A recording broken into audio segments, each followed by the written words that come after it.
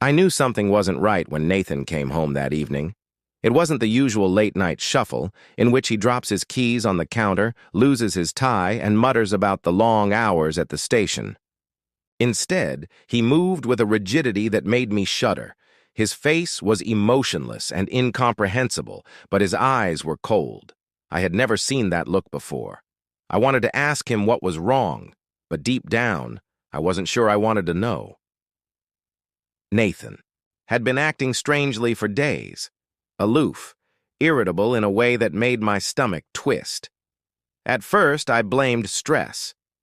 Broadcasting is an unforgiving industry, and for over 20 years, he had dealt with last-minute technical failures and FCC regulations. But this wasn't about work. He didn't even acknowledge me when I brought up politics or the latest station drama. Instead, he walked straight to the guest bedroom. When I heard the door click shut, my breath hitched. Something was wrong. Sat frozen at the dining table, my unfinished tea growing cold in my hands. The house was too quiet. I tried to focus on my book, but my eyes skimmed the pages without absorbing a single word. Instead, I listened to the creak of floorboards, the muffled movements from the other room. And then I heard it. A deep, trembling sigh, the kind a man makes when his patience has run out. My pulse quickened. I turned toward the hallway, waiting, dreading. Had I done something wrong? I swallowed hard. Nathan wasn't a violent man, but even the most compassionate people can turn evil. I paced the kitchen, wondering if I had done something wrong, if I had left something on my phone, if someone had noticed and told him. I hesitated, wondering if calling Greg would be too obvious, and if Nathan was really suspicious, any mistake could confirm his suspicions. I made myself take a big breath. Perhaps I was overreacting. Perhaps I was simply exhausted. But I knew better in my heart. I approached the guest bedroom and hovered my palm over the door, putting my ear to the wood. For some reason, the silence felt worse. My hands were tightened because Nathan never slept in the spare room, not even after our greatest disputes. If he knew something, why didn't he face me? Did he think I would just sit here and wait for the axe to fall? Anger was roiling within of me. I turned around and went back to the kitchen to get a glass of wine since I wasn't going to make it through this sober. The first sip burned, but it didn't calm me down. I took out my phone once more and looked through my texts. But Greg wasn't there. The time on the clock was 11:42 p.m. Nathan was still awake, so I drummed my fingernails against the counter to decide whether to knock on that door and demand an answer or to pretend nothing was wrong and go to bed. My stomach turned at the thought, but instead I opened a blank message that said, "Hey, everything is fine." If Nathan was playing a game, I had to be careful because the walls were closing in, which scared me. My thumb hovered over the send button, so I deleted it. Greg would ask why I was nervous, and I couldn't afford to show it. Suddenly, my phone vibrated, and I almost dropped my drink. Greg was checking in, and I let out a deep breath. He said, "Yes, I'm just tired. I'll see you Monday." I forced myself to believe it as I gazed at the television. Monday was meant to be a night of escapism and forgetting the real world. But as I finished my last glass of wine, I knew that Monday wasn't an escape, but rather a reckoning. So I put the glass down harder than necessary, Nathan knew, and I forced myself to stand. Tomorrow I would act normal, kiss Nathan good morning, give him his coffee, and pretend everything was fine because sometimes the best defense is a well-placed lie explanation.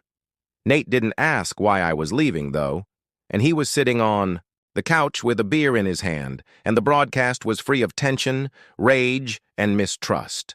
I hovered in the doorway, terrified of nothing, or at least nothing I could see, with my keys in my palm and my purse slung over my shoulder. I cleared my throat gently, and Nathan barely gave me a glance before nodding, and I forced my heart to stop thumping against my ribs. Even though it wasn't the finest explanation, I thought I'd go hang out with Jenna because she was having a rough night. I said her hello, and he murmured, his eyes still on the screen. I expected for him to stop me, but he didn't, so I drove. Out of the motel after he knew, but he didn't ask. When I pulled into Greg's parking lot, something felt off. I took a deep breath to calm myself before getting out and rushing to the room we always used. Greg's face softened when he saw me. "Hey, beautiful." Greg and I met at the Laurelin, a little out-of-the-way motel where we needed to be discreet. My hands gripped the steering wheel too tightly, turning my knuckles white and my stomach twisted into knots. He whispered, calling me inside. I tried to grin, but even as he put his arms around me, I couldn't get rid of the feeling that someone was observing me. Greg withdrew to examine me. "What's wrong?" I acknowledged that Nathan had been acting strangely lately, and Greg scoffed.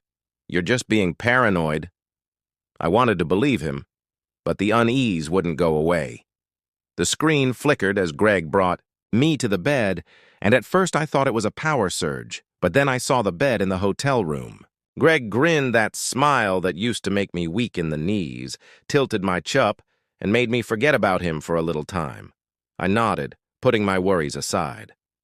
Greg's arms encircling me appeared on the screen as I staggered back, my stomach. Dropping, Greg halted, and I looked about in shock. My heart was thumping so loudly in my ears, though, and we were live for everyone to see, oh my God. After Nathan set me up, I let out a choked moan, part SOB, part gulp. As I struggled for my phone, my hand trembled. When I called Nathan, it rang, and he answered, enjoying the game. His voice was so serene that I was astounded. Everyone saw my throat shutting and my lungs screaming for air, as my speech hardly came out as a whisper, and he laughed. "Oh, I didn't do anything." His voice was smooth and nonchalant, "But you planned this." Greg swore under his breath while stroking his hair, but I ignored him because Nathan was my main concern. Nathan. His voice got cold when I pleaded, "Please don't do this." I didn't even realize I was crying until I felt salt on my lips. "You made your decisions. Now live with them." Greg switched off the TV, but it made no difference because everyone had seen it, the church, the station, our friends, my daughters, and I fell into a chair, my legs too weak to support me. Greg wiped his face and said, "We need to fix this." I muttered in panic, but there was nothing I could do because after a year of thinking I was in control, Nathan had ruined me in one night. My marriage was destroyed, my reputation was destroyed. And worst of all, Nathan hadn't even raised his voice, hadn't screamed, hadn't demanded revenge. He had just let me go, and that was worse, somehow. Greg reached out and grabbed me, but I yanked away and staggered to my feet, gasping for air. I had to go home and deal with what was left of me. I don't remember the drive or Greg yelling my name. All I can recall is the panic and the white-hot terror that consumed every part of me. The entire city witnessed me pull into the driveway after Nathan had set me up, hardly noticing my own trembling palms. My ragged gasps, Nathan was waiting inside the house, which was dark save for a slight glimmer. I pushed myself forward, my heels tapping on the pavement at the door, and after a moment of hesitation, I pulled it open. Nathan was sitting on the couch with his legs crossed and a whiskey in his hand, but he wasn't smug or angry. Rather, he was bored and felt that I wasn't, even worth his wrath, which stung more than if he had screamed at me. Rather, he was bored and felt that I wasn't even worth his wrath, which stung more than if he had screamed at me. Nathan lifted a hand as my bag fell from my grasp and hit the floor, and I froze. He took a slow sip of his drink before looking me in the eyes. "You don't get to come in here and cry like the victim." "Claire?" I swallowed hard, and I may explain that his voice was too quiet by whispering.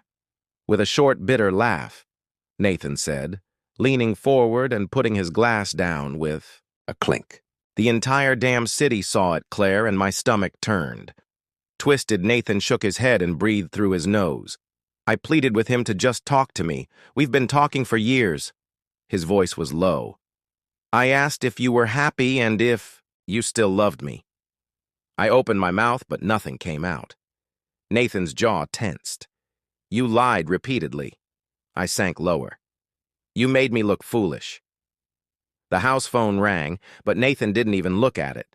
My cell buzzed, and I hesitated before reaching for it, Mom, knowing they were all watching me. I looked at my tummy as he dug inside his backpack and threw a folder onto the table.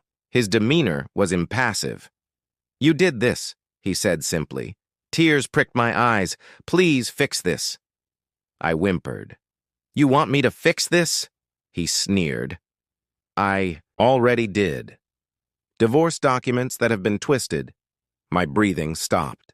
I made these last week, and Nathan's voice was quiet. I shook my head and rasped, and he offered me a hollow laugh.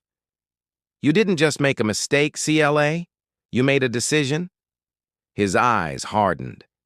Nathan let out a slow breath and said, I won't yell at you. His voice was steady.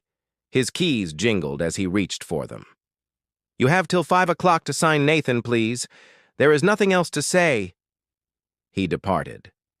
I fell into the chair, shaking, and went for the papers. Although it couldn't be true, it was, and I was solely to blame.